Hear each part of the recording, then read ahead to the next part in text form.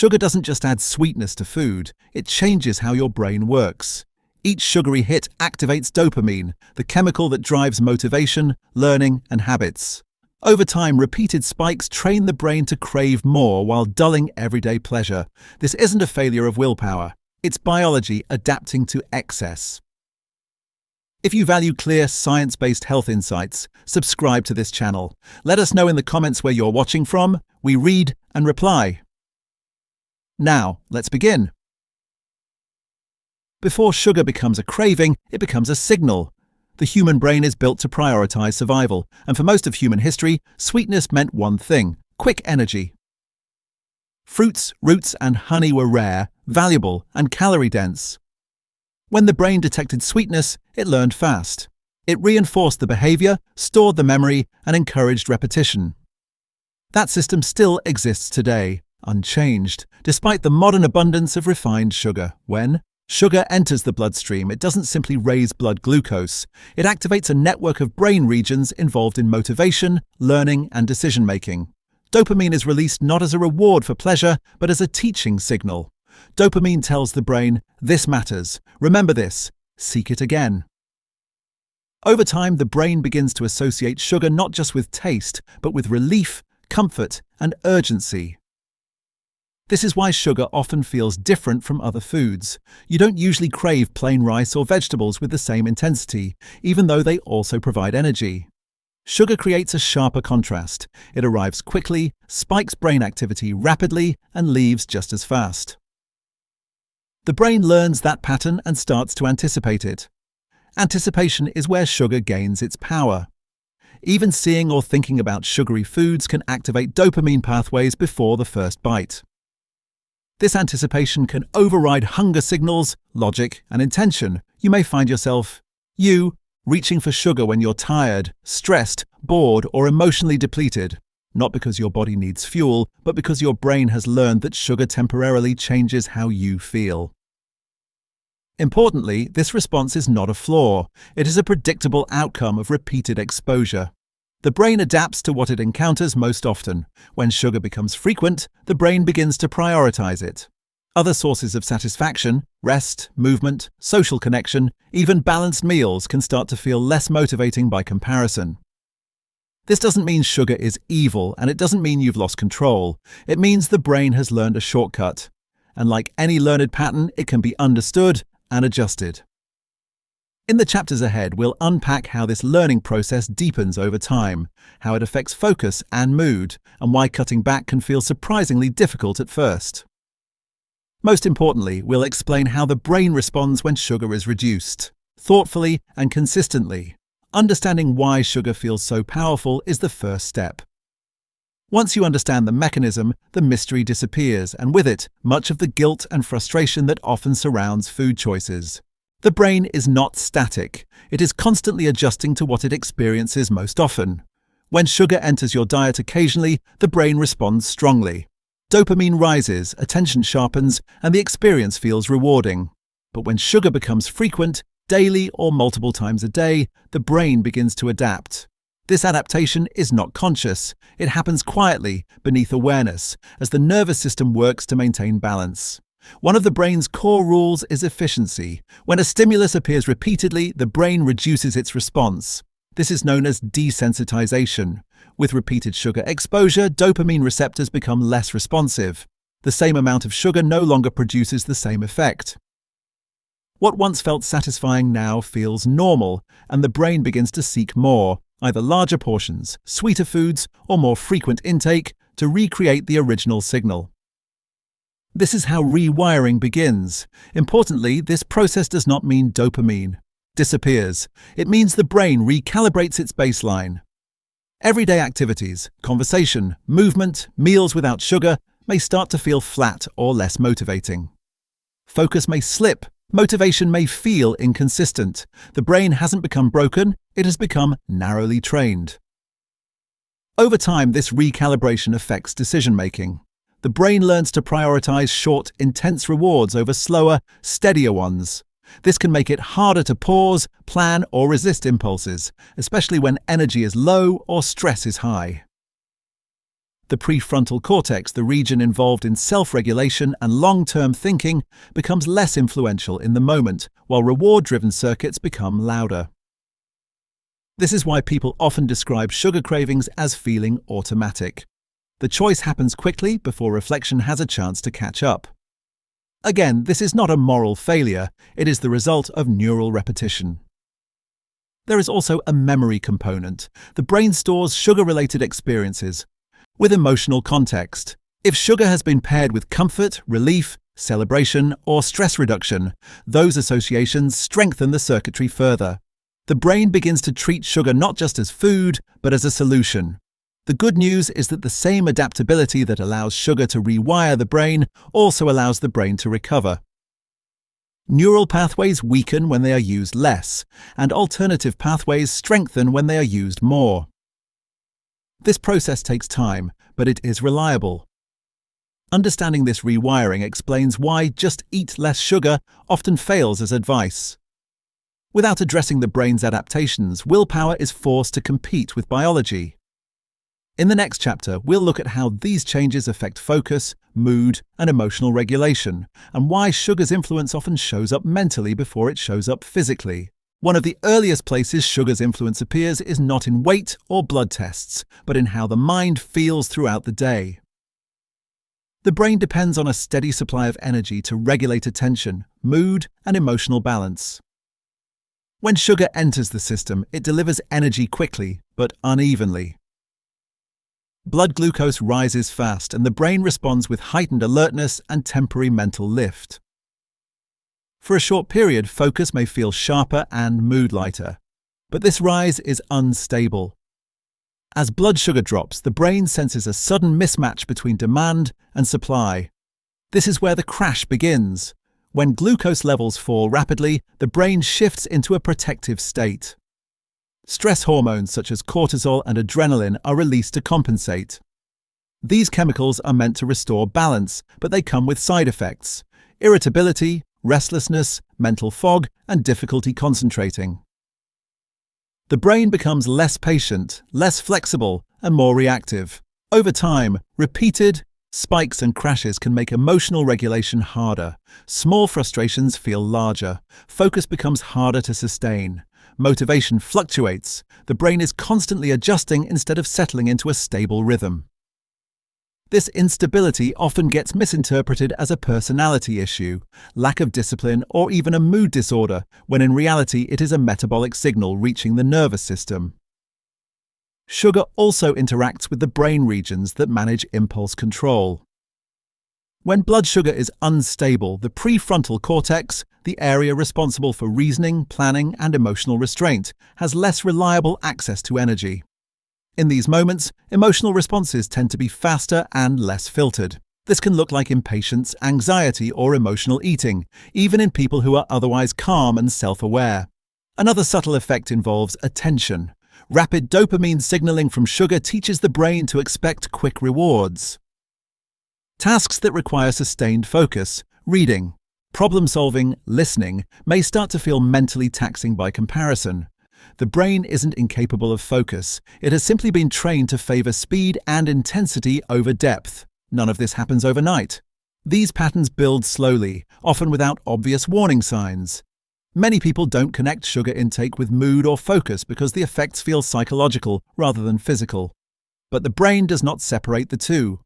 Emotional regulation is a biological process. The encouraging truth is that the brain responds quickly to stability.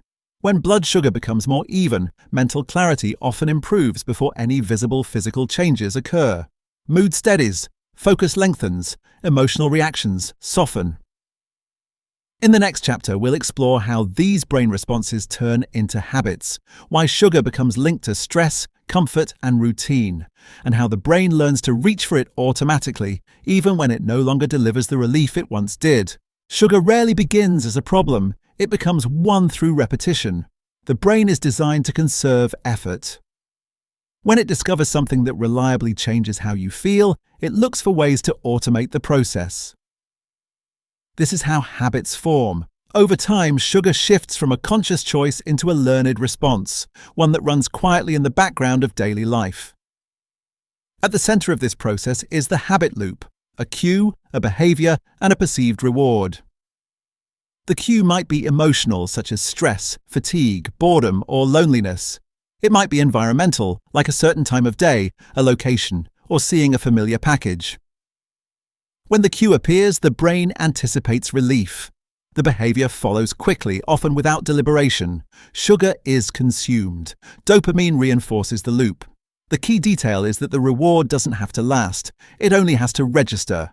Even brief comfort, distraction, or emotional softening is enough for the brain to label the behavior as useful. Over time, the loop tightens. The brain begins to skip conscious decision-making altogether, moving directly from cue to action. This is why sugar habits often feel disconnected from hunger.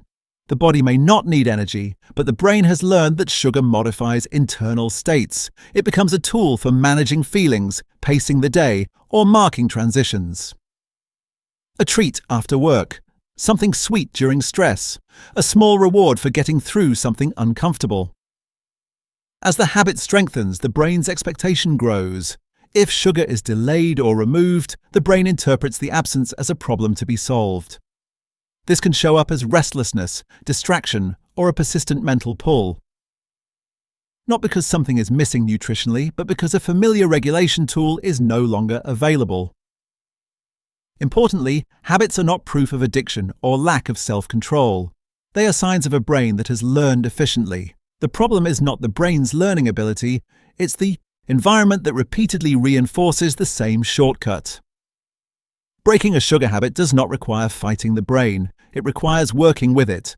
Habit loops weaken when cues change, rewards are replaced, and behaviors lose their predictability.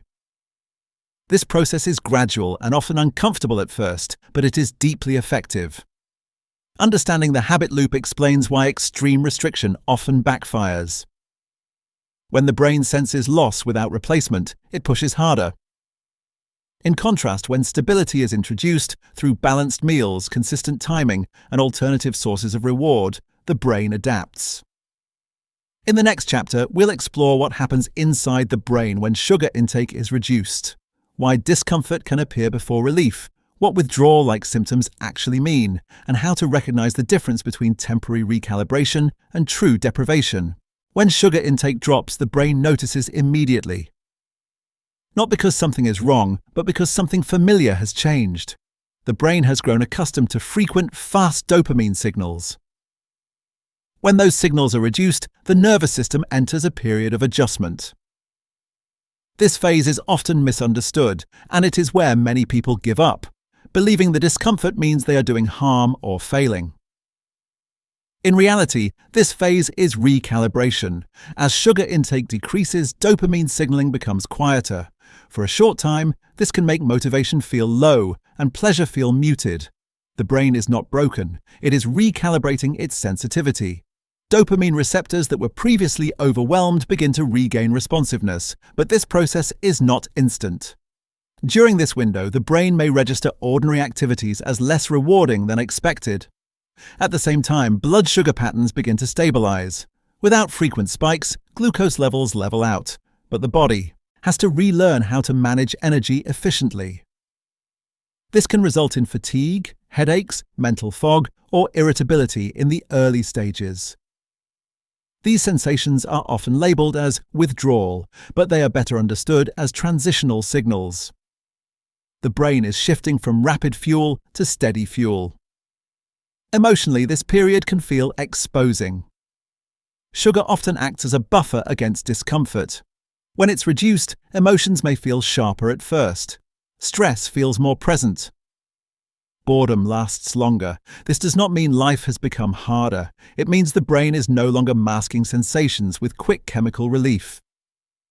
This stage is temporary, but it requires patience. The length of recalibration varies. For some, clarity and steadiness return within days. For others, it takes a few weeks. What matters most is consistency, not perfection. The brain adapts to patterns, not intentions. Importantly, reducing sugar does not mean removing pleasure when other sources of reward are supported. Adequate protein, stable meals, sleep, movement, social connection. The brain begins to shift its attention. Dopamine starts responding more strongly to slower, deeper forms of satisfaction. focus improves, mood steadies, cravings soften. This is the turning point many people never reach because they mistake recalibration for failure. Understanding what is happening inside the brain removes fear from the process. Discomfort becomes information, not a warning sign. It signals that the brain is updating its expectations. In the final chapter, we'll focus on how to reclaim control long-term, how to support the brain without extremes, rebuild trust in internal signals, and create a relationship with sugar that no longer feels urgent, automatic, or overpowering. Lasting change does not come from fighting the brain, it comes from supporting it. Once sugar intake becomes more balanced, the brain begins to respond differently to the world. Dopamine signaling stabilizes, energy becomes more predictable, cravings lose their urgency. This does not mean sugar disappears entirely from life. It means it no longer dominates attention or decision-making. The most effective way to regain control is not elimination, but stabilization. Regular meals that include protein, fiber, and healthy fats help keep blood glucose steady, which gives the brain consistent access to fuel. When the brain feels secure, it becomes less reactive. Decisions slow down, impulses soften. The need for quick relief decreases. Equally important is restoring non-food rewards. The brain needs signals of satisfaction that unfold over time, movement that feels good rather than punishing. Sleep that is protected, not negotiated. Social interaction that provides connection instead of distraction. These experiences retrain dopamine pathways to respond to depth rather than intensity. Stress management plays a critical role. When stress remains high, the brain looks for fast exits. Sugar becomes appealing not because it tastes good, but because it temporarily narrows attention and reduces discomfort. Learning to interrupt stress earlier, through breathing, walking, or simple pauses, removes much of sugar's power before cravings form. This process requires trust. Trust that the brain can relearn. Trust that cravings are signals, not commands. And trust that progress does not need to be dramatic to be effective. Small, repeated shifts matter more than strict rules. It's also important to release the idea of perfection. Occasional sugar does not undo adaptation.